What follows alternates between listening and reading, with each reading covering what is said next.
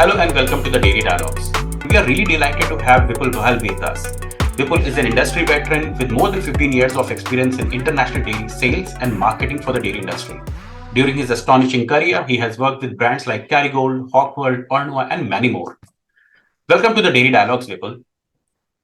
Thank you, Prashant. Thanks for having me here. It is a pleasure talking to you on this series of dialogues that you are doing for dairy industry. So, Vipul, I have known you for a while, but I have always been very curious, and maybe our audience would also be very curious to know where did you grow up and how did you get introduced to the dairy sector? Specifically, how did you move from telecom to food? Well, I think you have observed my CV, my profile, but telecom was just let's say, an aberration in my career.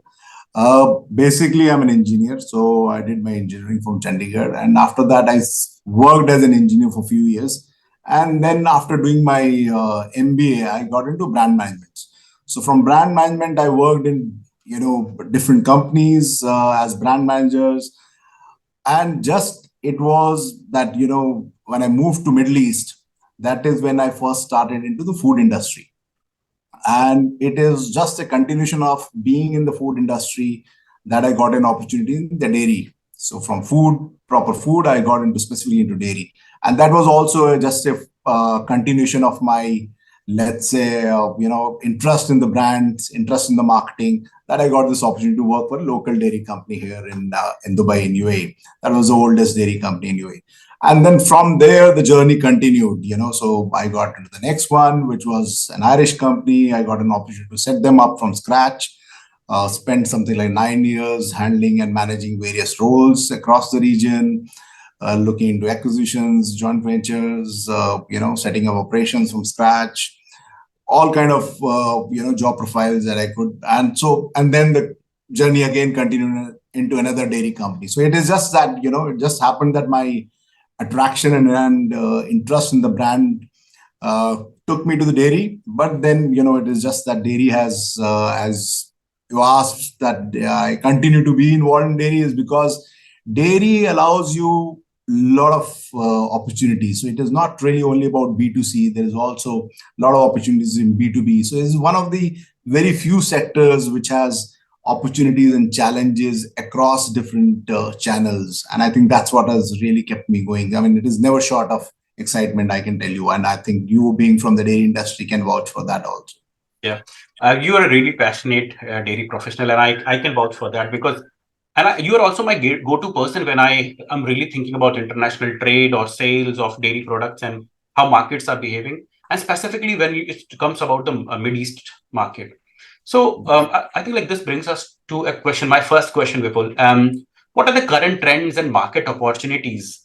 Me being from India, you being from India, we would like to talk about the Indian dairy sector. So what are some currents and trends that are happening in the Middle Eastern market that can become an opportunity for the Indian dairy sector? See, again, as I said, for example, when you look at the dairy sector, you cannot take it as a singular, sector. It is divided into three broad verticals, and let's say broad two verticals. One is B2C, another is B2B.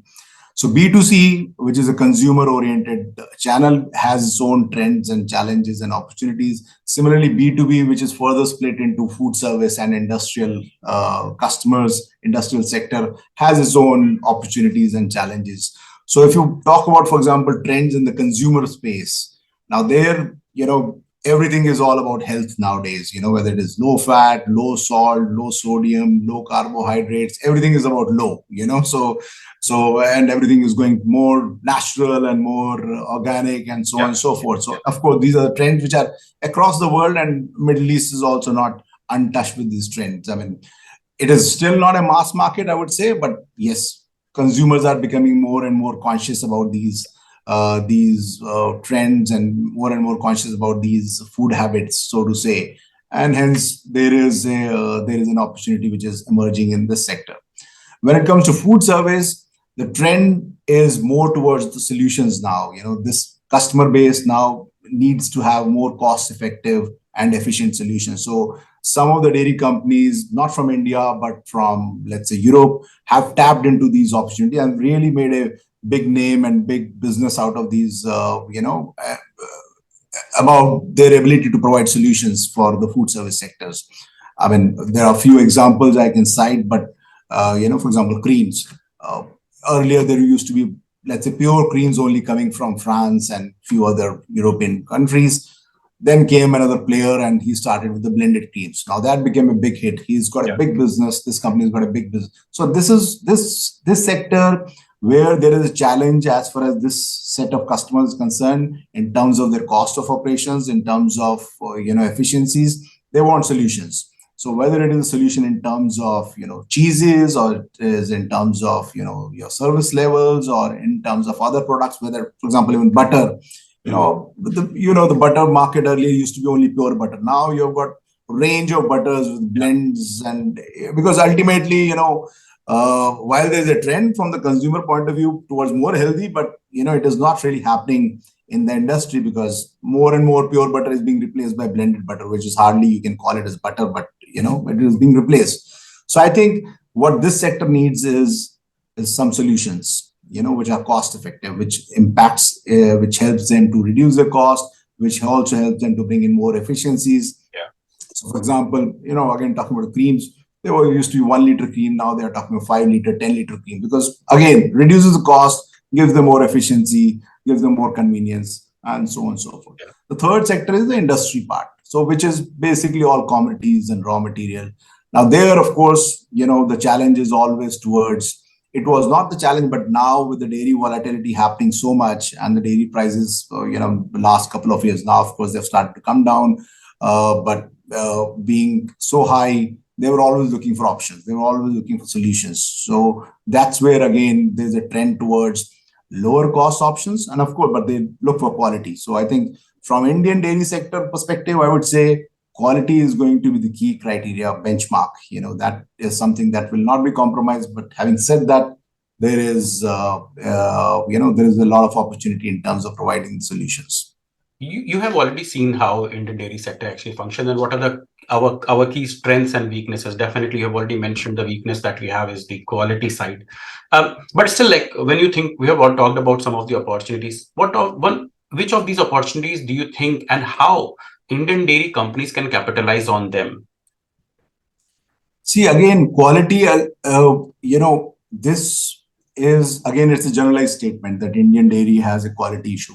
It is not really a quality issue about the entire Indian dairy, producers. It is just that few producers, they do not really produce as per the specs, or they try to have some shortcuts. That gives a bad name to the entire industry. So, for example, when we go and talk to the customers and offer them, let's say, Indian raw material, for example, they would say Indian, they would have reservations, and they would have concerns, and they would want to go through the entire process of, vetting the samples, spec sheets, and so on and so forth, which is a long drawn process. Go to an Irish company, irrespective of the company, whether it's ABC, it is assumed that the quality would be perfect.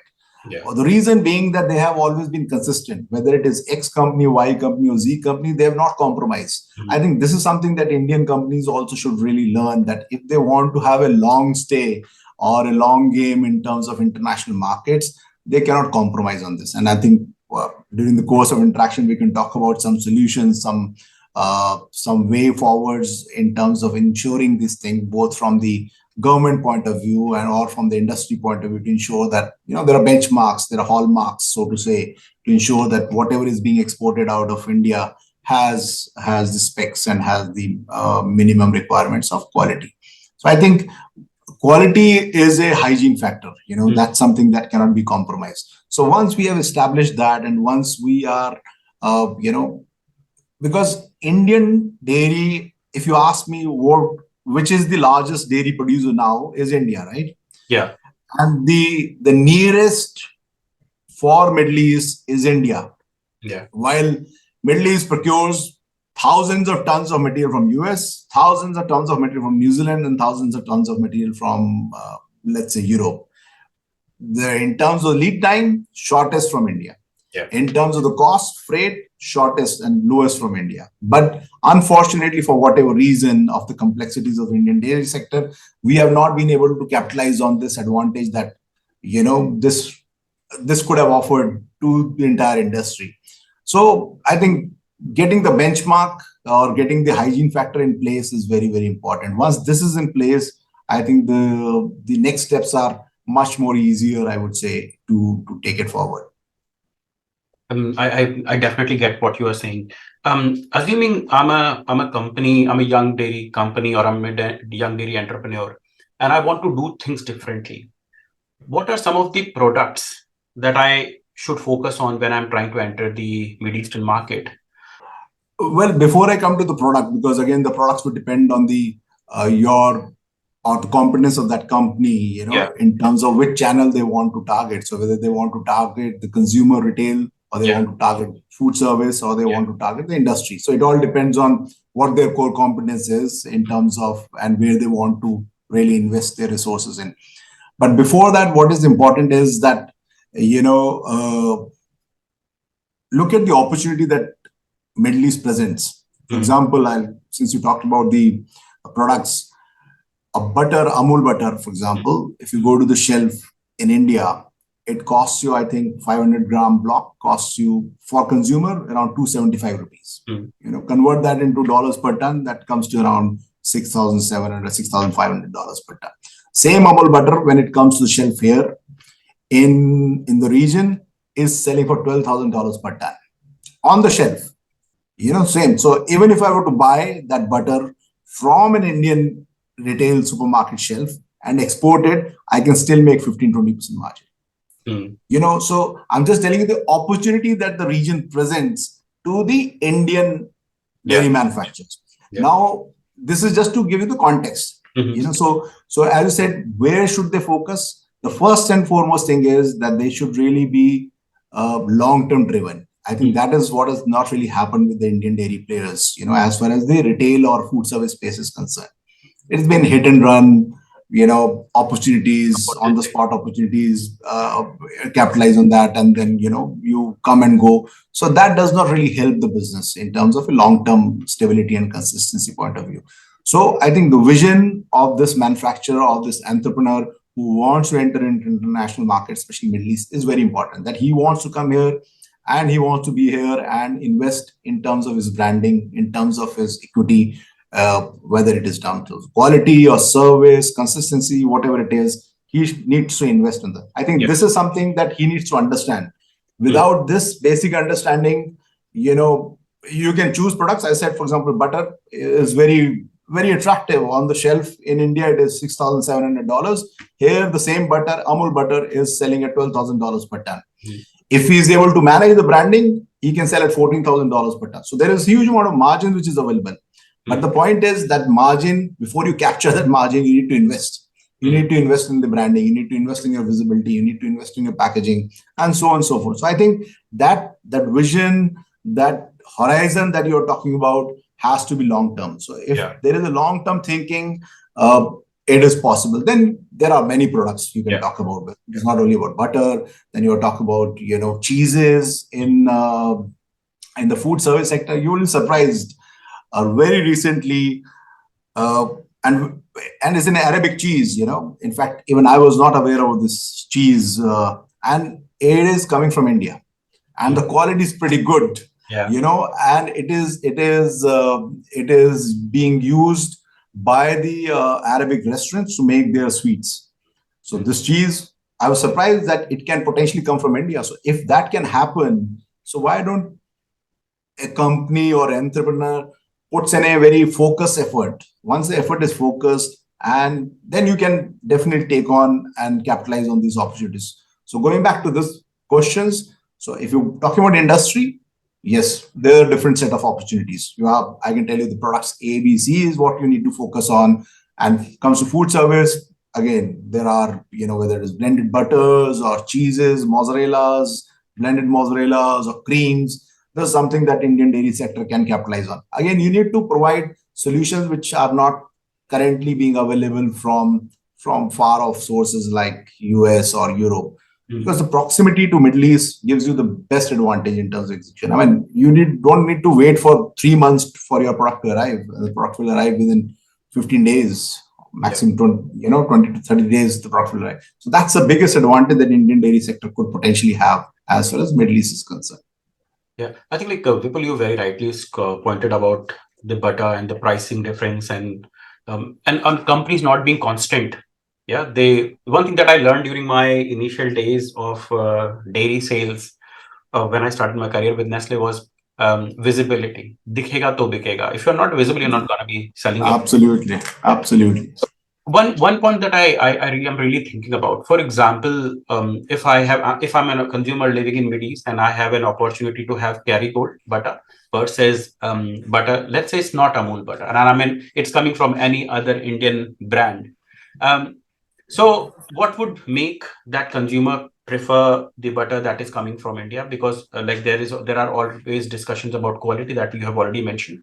How can Indian businesses ensure that they are being differentiated in a good way when it comes with when they are being compared with the global competition? How can they differentiate themselves in a good sense?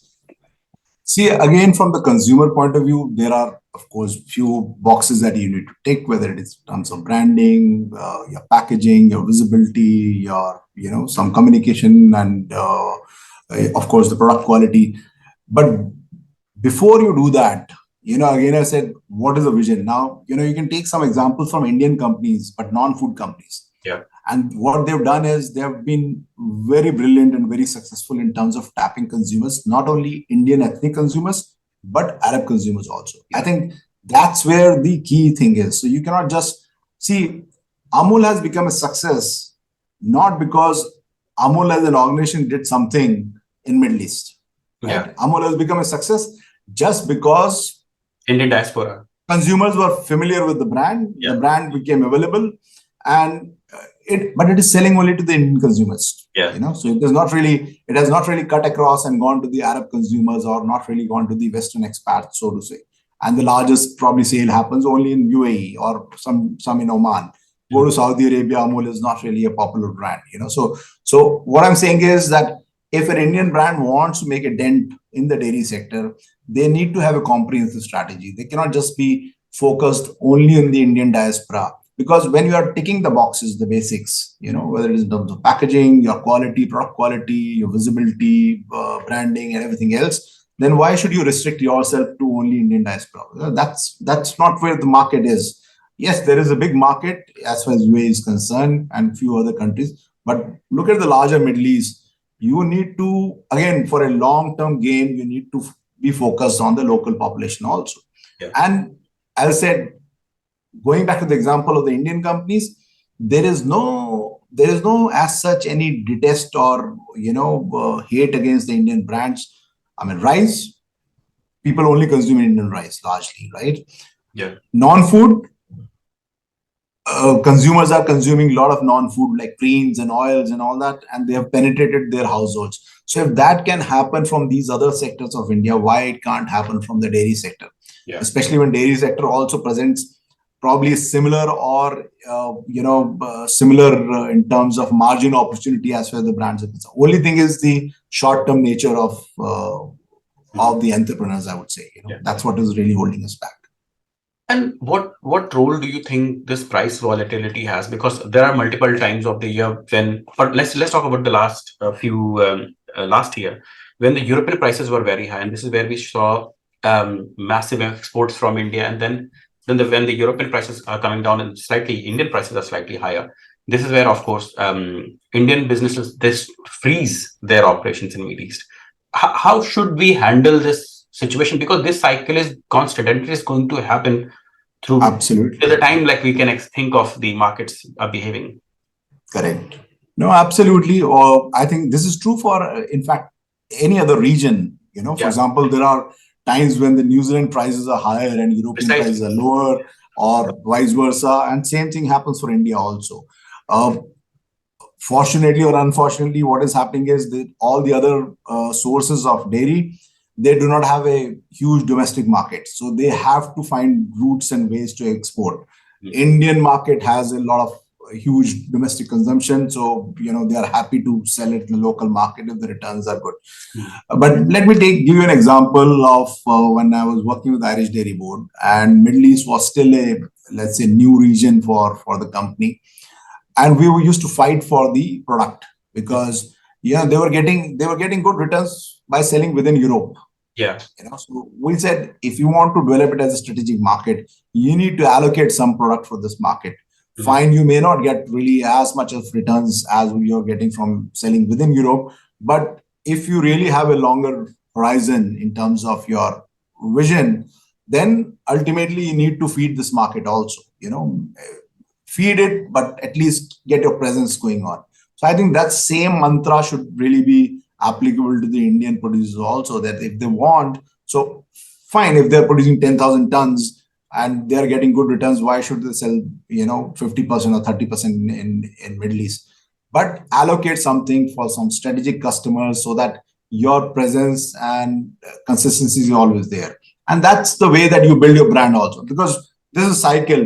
Some point of time you will always get good returns, but when there is an opportunity, then you're trying to enter, it does not really help, because then again it's a hit and run.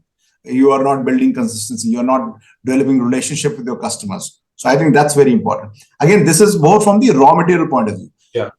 Come to the consumer, I don't think so there is any challenge like this. For example, I've given you the example of butter on the shelf Yeah. prices. You don't really have the challenge. It's just that somebody needs to sit down and do the maths properly. Yeah. Ensure that if it is a 25,000 tons market of Middle East, I want to capture 2,000 tons out of that. This is the margin that I'm going to generate. This is what I'm going to spend in the first 2 years. And we go ahead and build the brand with all the basic marketing mix boxes to be ticked, of course. So I think those are the basics which needs to be considered. Yeah. And I think I also feel that Indian businesses have restrained themselves from innovating. I think we have not fully utilized technology in our advantage. For example, when you talked about this cream. So from full cream to blended creams, analogs, be it fat-filled milk powders, I think there's a massive opportunity Absolutely. that India Huge. could capitalize on. I know there might be some regulatory issues within the country, but this is where the industry should go to the government and say, guys, you need to make some regulatory changes because we want to produce. Okay, not just for the Indian market, but for the global market as well. We will not just Mid East, but I also think the African, Northern African, and the African markets can be a massive potential for the Indian. Absolutely. This entire region is going to be dependent on imports for times to come, Yeah. years to come. So this is always going to be a scope to have a share of this market. Is something that they should really look at by increasing their domestic production, because you're not going to ramp up your domestic production only for domestic consumption. Yeah. But there are opportunities which are just at your doorsteps. It's just that you're not really taking enough steps to capitalize on those opportunities. So whether it is Middle East or North Africa or even Sub-Saharan Africa, there are huge opportunities which are available.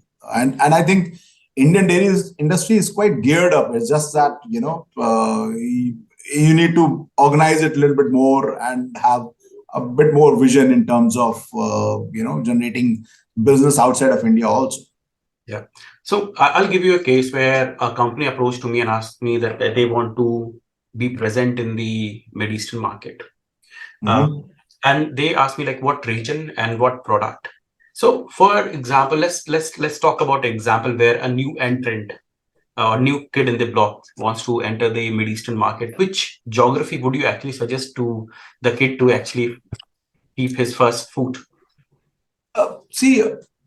Logically speaking and classically speaking, so to say, I've been in the region. UAE is always is like a showcase market. Yeah. But it is also an expensive market to enter into.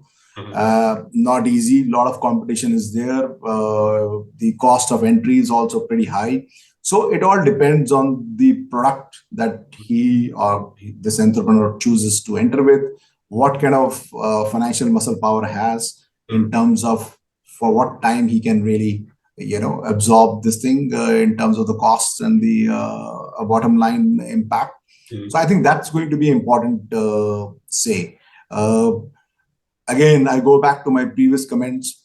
You have opportunities across three verticals: Yeah. consumer, food service, and industrial. So I would say a blend of strategy which has retail as well as food service is something that would suit. Because food service, you don't really need to invest a huge amount of money. Mm. What you need to do is a cost-effective solution, service levels, and your solution has to be cost-effective for the customer, but it gives you good margins. Yeah. Use those margins to develop your brand in the retail sector. I mean, that's something that is a strategy that we adopted at Irish Dairy Board. I mean, we used to generate a lot of money from the food service, which was being flowed back into developing the brand. And the consistency, it is just that, see, you probably will not get the majority market share. But if you're consistent, you will be available on the shelves for a long time to come. And once that happens, then there is always be an opportunity, but something or other keeps on happening in Middle East. Some or other brand goes out of Middle East for whatever reason. There's an opportunity that arises, and it presents you that you can ramp up your game at that point of time. Yeah, I think it's a very valuable point. But we will like when you were talking about three verticals, I'm just thinking for a new brand like which is trying to enter these and like in let's say like in one or two of these verticals, there are few tools that that person has. Of course, like their branding, merchandising, digital marketing. Absolutely. What do you think? What is the right mix when I'm as a new entrant that is going to a consumer store? These Of course. will have a massive impact on my budgets as well. No, I mean, again, this is something that the brand owners need to understand. And as I say, you can always take a leaf out of Indian brands who have made a good success in the region. Yeah. That you cannot just be present on the shelf and expect that somebody will pick you up. And especially in dairy and food sector where your shelf life is very limited. So you have to be really proactive in terms of promoting your product, in terms of promoting your brand. So those activities will have to be done. Those are, I would call them as hygiene factors for any brand. And that's where the resilience of the manufacturer or the brand owner comes in, that for how long can he absorb this thing, because it is going to take some time. For example, I launched Kerrygold in 2009, and we did not really do any above the line activities or, big bang advertisements. What we ensured was that we have a continuous presence on the shelf. And we were in fact premium to the market leader, so we were also premium 10% to the market leader. Still, the brand has managed to stay on. Why? Because product, packaging, visibility, distribution has been in place. And then, of course, the activities that were done in the initial phase, they really helped.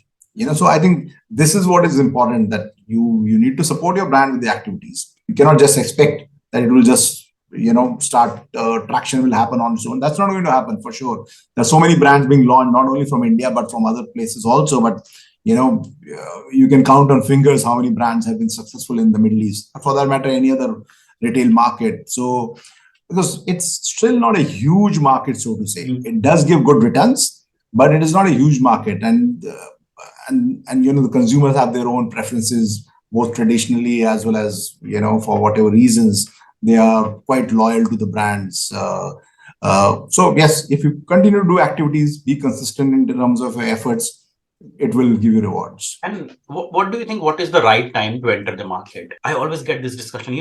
Prices would go up because Ramadan is coming. There would be a lot of pull into the market. So, what is the right time? Should I enter before Ramadan, or like, do you think like there's some thumb rule to this or not?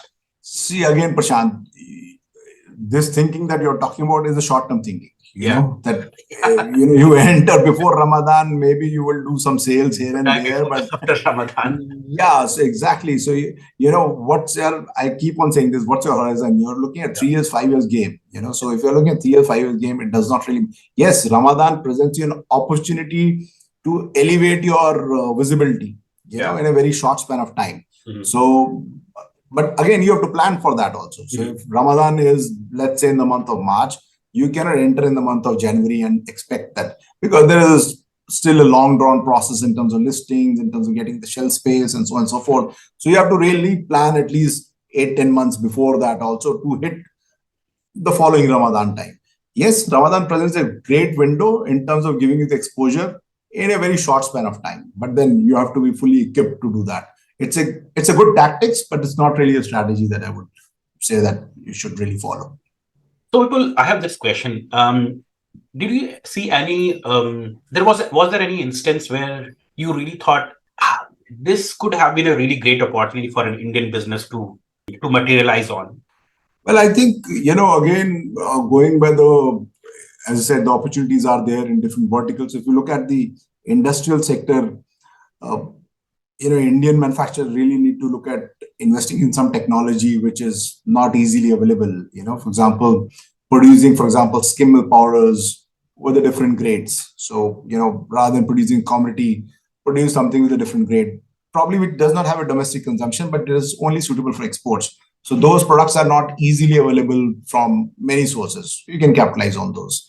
Similarly, food service, as I said, there were not too many blended cream players. It was an opportunity, still an opportunity. It's a huge opportunity to capitalize on. So could look at that.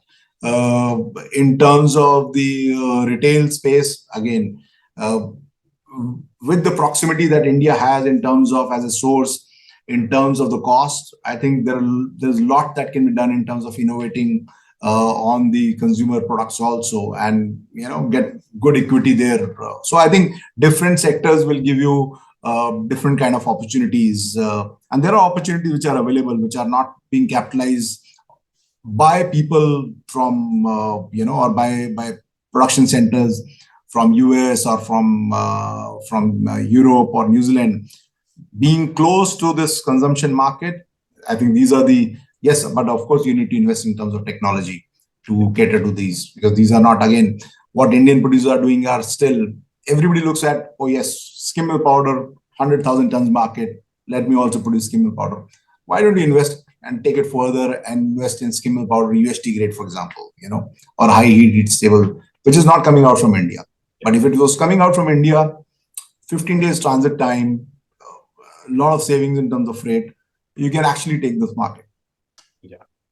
So, Vipul, you have also been working in India, or being an Indian, you have extreme interest in the Indian market. So, tell me, like, what have you been working on about the Indian market?